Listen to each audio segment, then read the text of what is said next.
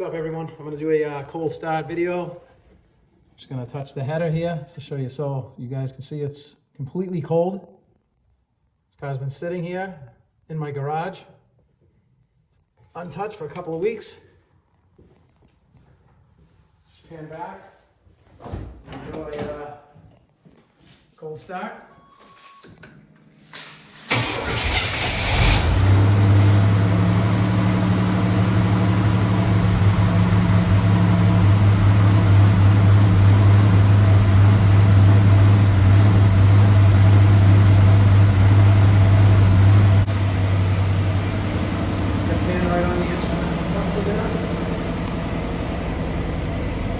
Just note, guys, the RPM gauge, it works, but there's a few bars missing.